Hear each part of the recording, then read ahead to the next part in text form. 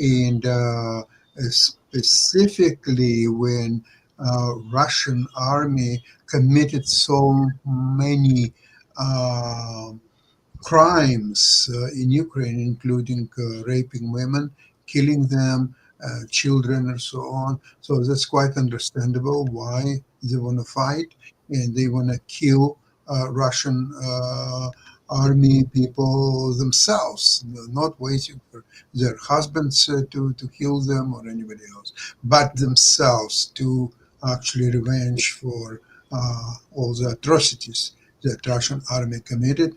And this is why it's a so futile strategy of Russia to grab as much territory as in Ukraine.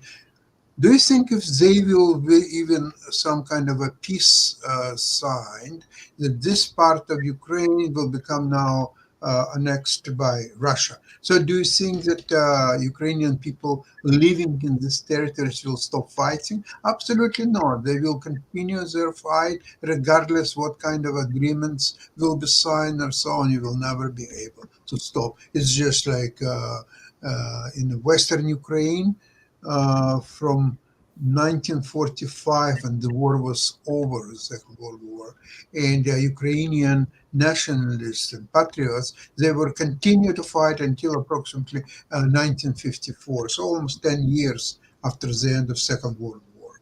So in this situation, it's not going to be any different. And don't forget that they were fighting then, this 9 years after Second World War, they were fighting against Soviet occupants, against the same Russians what they are fighting against today.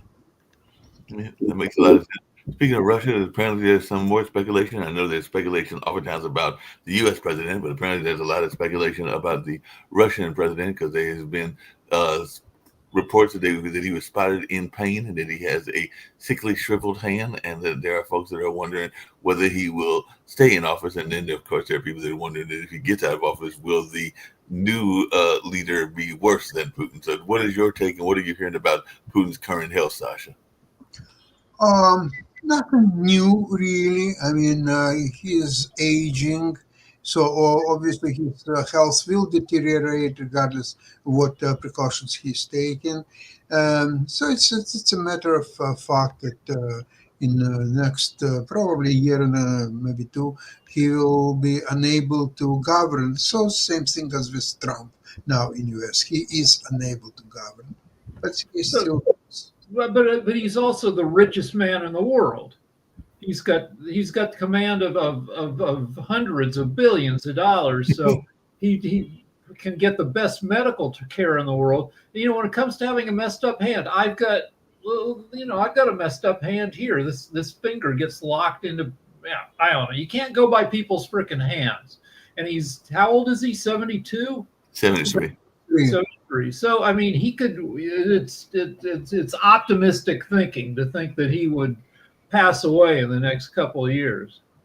No, don't forget that all this biography of Putin is screwed up because his real age is more likely 75, but through different manipulations, he's got it down to Okay. 73. His real age is 75, and unfortunately, he's going to be around for some time unless somebody will help him to move into a better world. Yeah, definitely he'll be around. By the way, I know one of the things that we talk about sometimes here on the network, and we even got a show that deals with it to some degree, is healthcare. And the Pope really jumped into the healthcare field, and I'd love to hear your thoughts about this, Rick. But the Pope is saying that AI use in healthcare must ensure quality of care and relationships. So I guess he's fearful that if the AI takes over, that it won't have the same kind of personal touch that a Oh, personal no, doctor. no. Remember when the Republicans accused the Democrats pushing Obamacare of having death panels? Right. That you if you were sick and old, you'd go before three judges or whatever, and they decide whether you deserve to get treatment or not, which is complete bullshit. But I assume that's probably one of the fears with AI, that AI can make you know decisions based on criteria that humans would not support. That makes sense and everything like that. You know, something else has been in the news, and we've talked about it before. I definitely get ready to get the climate and hear from Sharif about some of the climate things. But TikTok, we've been talking a lot, and TikTok's been in the news twice, once here in North Carolina and once in a foreign place, because apparently in Mali, a TikToker was killed by a suspected jihadist after a pro-army post. So apparently, the TikToker who was an influencer posted something that was pro-army and then was killed. And here in North Carolina, we had not a person that was killed, but they lost a lot of money because apparently there was an alienation of affection case where they were a TikTok influencer was accusing another TikTok influencer of stealing their husband and everything. And like I said, North Carolina is one of the few states that still has alienation of affection laws and everything like that. So they got a whole lot of money into that particular case. So what is our thoughts around TikTok as a tool for influencers and newsmakers? You've got Uh, hundreds of millions of people on it, so people are going to do. Anyway, go somebody else. I want to add one point about influence. If you see China basically add a point and laws like if you want to be influential in TikTok and in social media, and you want to talk about a topic like someone discussing about AI and he become AI influential, he or she must need university degree, certificates, expertise. That is really helpful because I see in social media many people, even though this corporate training and this and that, let's say someone I see that he actually do not have any real research, any real degrees or anything. He was a psychiatrist for counseling. Suddenly he become AI expert in Bangladesh. Uh, uh, that is horrible. Even in social media, anybody can come, anybody can discuss, anybody go as a social influentials without any educational background, and people trust it. People engage with these things, and people actually getting a lot of things. So I support, honestly speaking, this China law and initiative. If you want to be influential, you need to be expert on that particular topics. Uh, that is a crucial for me. Second thing, the TikTok, if I see, as I work with many young peoples in Asia, in South Asia, specifically in Bangladesh, they involve with TikTok and many more things. Problem with that, uh, as people making money from this TikTok and this kind of things, what about their educations? Because after some point you will not be influential no more, right? After 1 year, after 2 years, people may not like you. So what you do? So I'm very much concerned about the youth community career and progress and everything. So I think you should focus on your academic studies. You need to finish your study and all of the things. If you are smart enough like a Bill Gates, then you can drop out and you can build up your own company, no problem. But in terms of ethical issues, I think we need to focus on knowledge, we need to focus on expertise, we need to focus on career. That is very, very important for the youth generations, those who are observing my Just because you have a degree doesn't mean you're not a freaking idiot. X is filled with people with advanced professional certification who yeah, just post the dumbest freaking tweets in the world. I mean, one of the things yeah, that people talk about all the time is the notion of people that have got book smarts but but don't necessarily have a lot of common sense. So there's that yeah, whole argument that goes on as well. Hey, Dr. Sharif, just really quickly, because I said I was going to bring it up, and it is an important issue because it's being talked about in Brazil and will be talked about for several days. But how is the climate in your part of the world? Because they're saying that the climate disasters have displaced 250 million people in the last 10 years, according to a UN report. And refugee camps, they're saying in another 25 will be uninhabitable as the extreme weather continues to worsen. And I know there's a big typhoon getting ready to hit Japan, I believe, and everything. So how is the weather and the climate treating uh, folks in your area? yeah, but climate is a major challenges. Country like Bangladesh, country like India, country like Maldives, and all of the countries. So I believe we have to protect our country based on different kind of climate initiative. Uh, we have to go for tree plantation. We have to go for urban planning. Lot of challenges, and everything's need finance, right? When you want to build up your power plant, your ecosystem, you need it's need lot of money. So I request our bank and financial institutions from our own countries, please invest in green technology. And secondly, global community need to support this initiative. If you see the particular result of the climate initiative, I can say even in Bangladesh, my birthplace, it's called Rajbari, is a very small place. It's heavily affected by the climate initiative or the climate change or whatever it is. But I always want to say change enough is enough. Now climate collapse. So everybody has to take emergency actions to overcome from this challenging situation. Fact is that I do not think many of the people actually caring about these things, especially the corporation, those who only focus on making money. Human lives is not valuable for them. Politicians only focus on power and money. Human lives is not important for them. So I request build up community, because community based action some point is powerful than corporation, powerful than government. Uh, so I build up World Talent Economy Forum as an institute, as a community. So I request everyone please join our communities and take action. Thank you. Yeah, that makes a lot of sense to join those communities and everything like that. Hey, Dr. Sharif, while I'm thinking about it, does your communities have any particular Substacks or Facebook groups? Or because several times on the show you're telling people to join, but are there any particular social media sites that people, if they are interested, could be joining other than your YouTube Yeah, channel? You know yeah, that you yeah. I have our Facebook WTE forum. You can see from the Facebook. But where I live right now, I have to go for grassroots level communities. All of the people do not have internet access. All of the people do not have their own Facebook. I work this kind of community. Let's say I just finished my program with Chuet Business Incubations. How many people from Western world know that there is a big business incubation? So I have to work for grassroots level people. Beside this Facebook community, yes, I have. You can go WTE forum in Facebook, and you can World Talent Economy Forum. You can get this Facebook group. Uh, YouTube, definitely we have our own website wteforum.org. But we do a lot of offline initiatives, because offline is something you can connect with the people, and we can change human life with action. So we are taking action right now. Yeah, that makes a lot of sense and everything like that.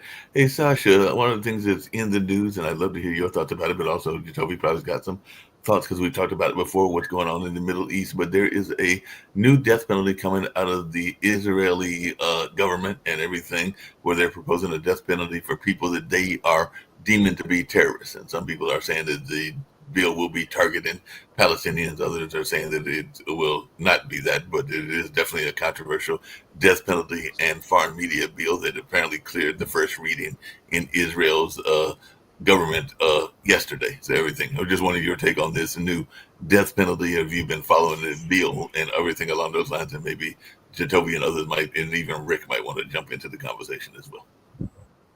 Well, death penalty, in my opinion, is no much difference between life sentence and death penalty. In fact, death penalty is much more efficient and more categorical in dealing with the issue than a life sentence, which can last for 20, 30, 50 years, whatever it might be. And in the meantime, I think it's, well, it depends on the conditions of a life sentence. It may be much harsher than the death penalty itself. So I really don't see much. Actually, in the United States, in some states, the death sentence is still available, being used from time to time. So I really don't see the news of it. So Israel's leadership right now, the Likud and the right ultra right wing parties are not super trustworthy right now. I would, where there's been a pushback against Palestinians on the West Bank with hundreds of killings over the past couple decades, where only 3.8% of the killings of Palestinians by Israeli settlers were ever prosecuted. So I don't trust. I support Israel, but not their current leadership. Yeah, and that's what I think one of our past guests was saying is that if you are repressive in the handling of certain people, including minority populations, that might raise new terrorists. If you got the I jump. mean, there are plenty of. I mean, Hamas is a terrorist organization, and I'm sure that most members of Hamas, deserve incarceration at least, but that still leaves millions of Palestinians who are not Hamas and probably aren't terrorists. Yeah, and I think that's what the fear is that you might get innocent Palestinians to be convicted and all along those lines. But it'll be interesting to see how this plays out and if the death penalty is even passed by Israel and its current government and everything like that. Hey, Dr. Sharif, on another issue, because you're there in Asia, in the country of Bangladesh. What is your take on Japan and China and everything like that? Because apparently they are going at each other, and maybe this is a new brewing disagreement. I know that the Japanese new prime minister was greeted warmly by President Trump and everything like that. But are we getting ready to see a whole another conflict going on between Japan and China, possibly over Taiwan and other things? Because they're saying that she apparently said that the Taiwan conflict could trigger military deployment from her country. So, what is your take on this part of the world and whether we're going to see military buildup? Okay, Japan actually right now in challenging situation in terms of economy. They have many old people and they are actually bringing many young people like country like Bangladesh. In terms of Bangladesh development, Japan has huge contribution, huge. All of our infrastructure developments, mega project development, financial incentive and support. Japan has very good contribution. So I want to give thanks for their contributions. Um, and on the other hand, China actually like a catalyst in Asia Pacific and for around the world. With their Belt and Road Initiative, they also invest in a lot of projects in Bangladesh, in South Asia, and around the things. But in terms of ethical standard, in terms of values, in terms of value propositions, I want to say Japan is far, far better than Chinese initiative and everything. Uh, Japan has very good culture, very good economy, and maybe they will overcome from these situations. Definitely, all time, every country has some regional issues and regional challenge. I believe that this challenge they will overcome from these things. And Taiwan issue, I think Taiwan also a very good ally of United States. Japan is very good ally of United States. On the other hand, China and USA has some competition because they want to take over their economical things and everything. This is very interesting moment. How USA and China, because China USA has lot of political ally. China is in growing situations. China want to be number one countries in this world.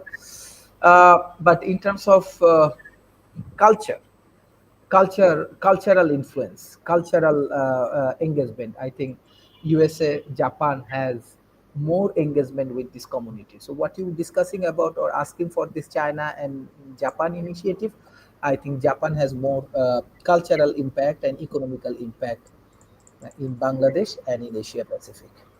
Yeah, it makes sense and everything. Coming back to the United States for a minute and all along those lines, apparently the funding bill is heading to the House, but they are saying that the government shutdown could impact air travel for months. I didn't have any plan for air travel that I was aware of unless I go to Miami to that media conference again next year and everything like that. But I was just wondering y'all's take on the funding bill, whether we're going to finally have the end of this shutdown totally, and whether any of you gentlemen are planning to go into air travel, particularly around the United States, anytime soon. So I'll start with you, Rick. You got any Yeah, plans? we're supposed to travel in December, but we've still got a month to go. So I'm hoping things are less shitty in a month.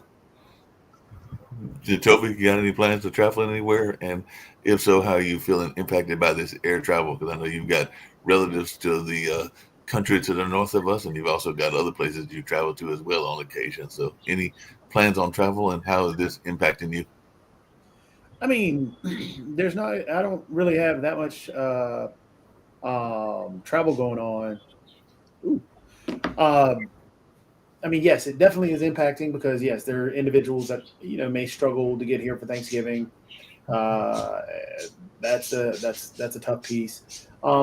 We've got a lot. That's the shutdown itself. Um, the Democrats caving should not have happened because they didn't get anything out of the shutdown. I did find out that now because Jack Smith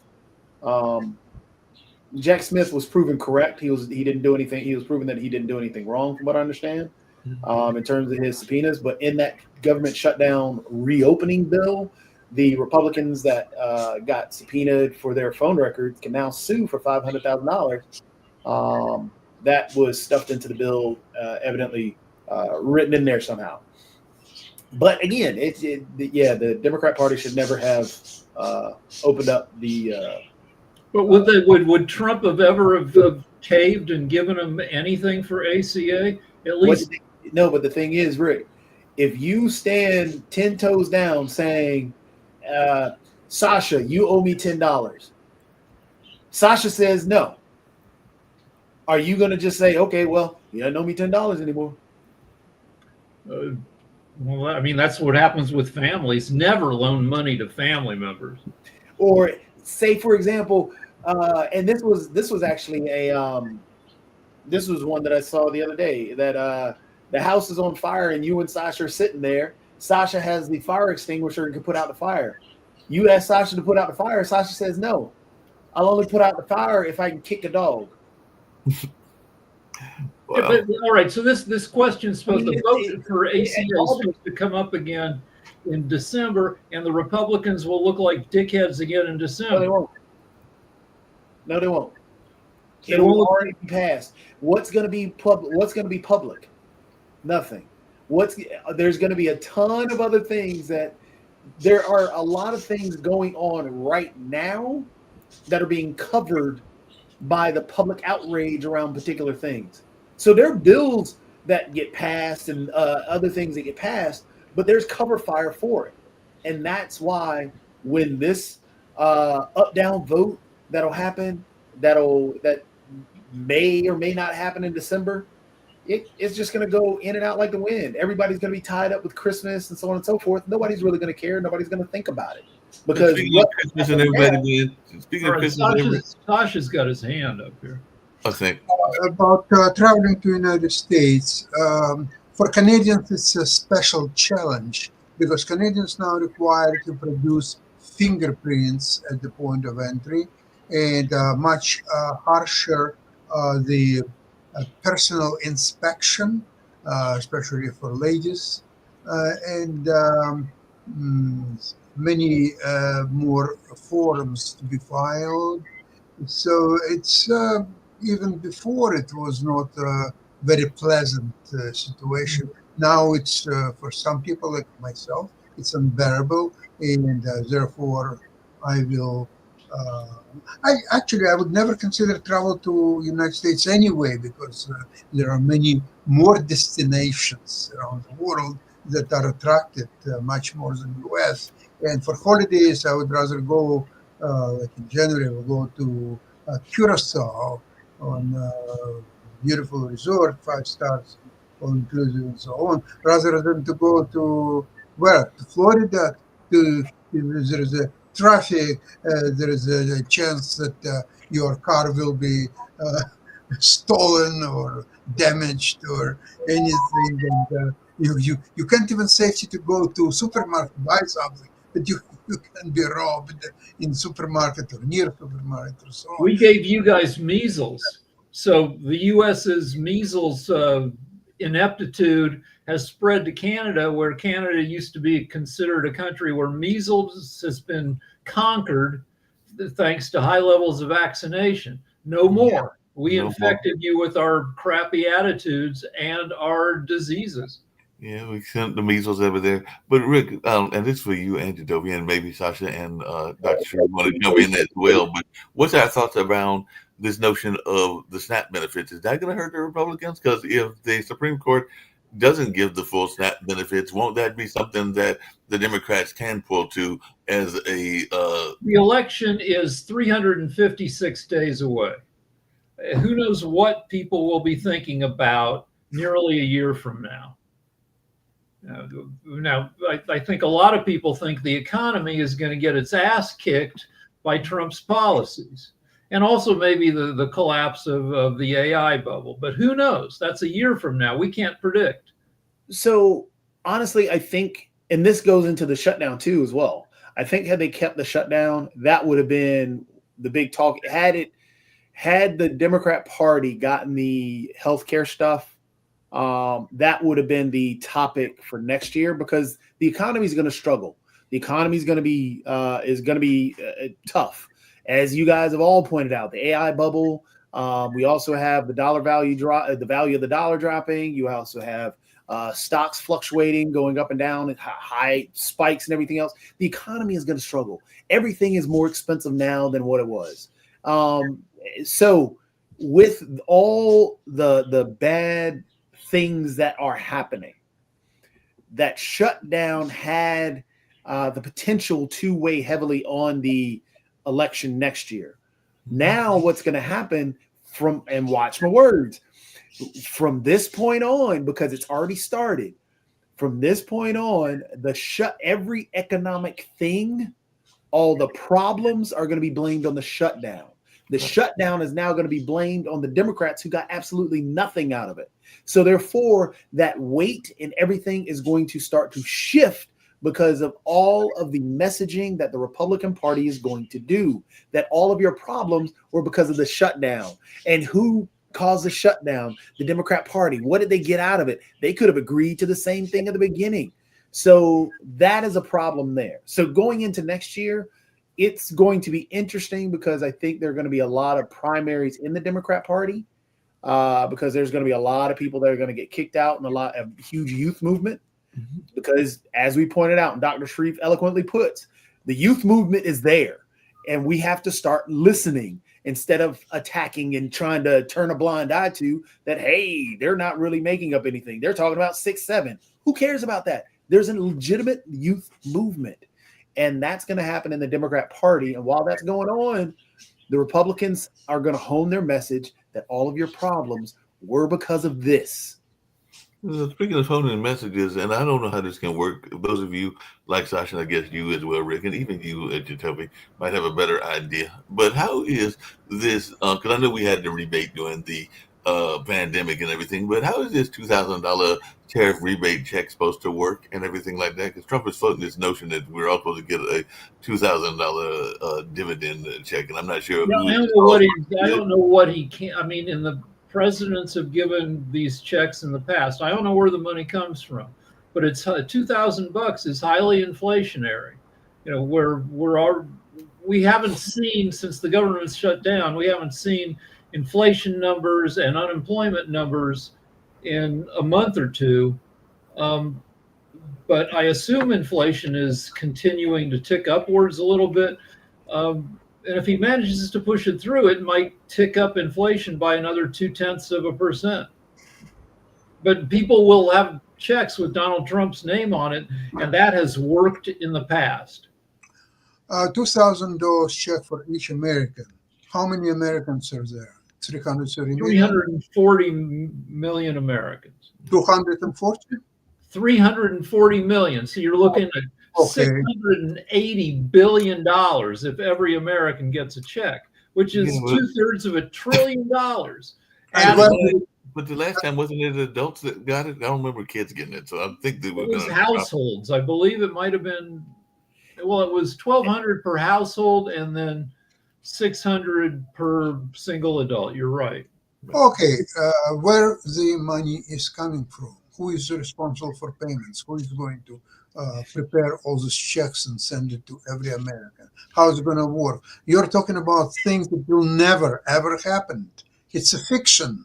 It's not going to happen. Why are you discussing something like, let's see if Trump will want to go to tomorrow to Jupiter and then next day come back. Why would you discuss something that is not going to happen? Now, speaking about something I want to mention, that you were discussing earlier, the idea that everyone on internet supposed to be have PhD or some kind of designations of some sort, and only then, like in China, that's what's being proposed. I don't know how it's going to work in China. I'll tell you how it works in the United States. Just a few days ago, a friend of mine who got involved in so-called quantum computing stocks. I would never even consider to touch them, but because he was involved, I decided to just learn a little bit about it and see what's happening. So I went to some social media, I went to YouTube, and there are millions of videos about different quantum computing stocks. So I decided to listen to one or two just to get myself familiar with what it's talking about. So here's one video. The presenter is PhD in physics and very smoothly talking individual. He's talking about the great future of computing stocks, particularly one of them, I think it was Rigetti Computing. And well, he's very convincing, except that I've noticed at the corner, small letters was, this segment is sponsored by Rigetti Computers. So how objective this PhD is to influence a lot of unsophisticated people who will, based on his assertions, would probably consider buying that stock when it's all sponsored. So he's being paid by Rigetti Computing to show the great future of this company or so on, which has practically no revenue. And basically, it's a pure speculation at this point, at least. Yeah. I mean, Sasha, you're talking about this administration, right? Yeah. I don't know. Again, from dealing with race to dealing with straight transactions, how much more do we need to see before we can just be honest about these people? We are now mercenaries because we are for hire people. So if you want to use our military, just pay for it. If you want to bomb whoever, just pay for it. Heck, if you look at just what you're talking about there, take for example, I just learned that and this is what I'm talking about the cover, about the things being passed. For example, in the DHS with Dr. Oz and friggin' RFK Wormbrain, they just rolled back some more protections against the forever chemicals or for the forever plastics that now can be it was in pesticides because they were blocked. So now those forever chemicals can now be placed into different pesticides because guess who's on those boards to decide these things? They came from that industry. They came directly from that industry and are benefiting from actually allowing these pesticides and these forever chemicals to go through. So, hey, guess what? We're for sale in every way possible. So one measure of how bad a president is how many years it takes for the next president to undo the damage. And we saw it with Biden. So Trump left Biden with raging COVID and supply chain issues, which helped cause inflation. And Biden, it took him a few years to wind back some of Trump's damage, but it left Biden, he screwed him on Afghanistan. Like Biden, there was too much damage for Biden to get out from under and manage to get reelected. And this second Trump term is going to take a decade or more in some areas, including environmental and chemical and health regulations, to undo the frickin'. And with the judges, it'll take 2 decades. Yep, it's going to take a while to do all of that. All you have to do, as I said before, when you are announcing, let's see, $2,000 payments proposed by Trump, you have to say convicted felon Donald Trump proposes $2,000 payment to each American.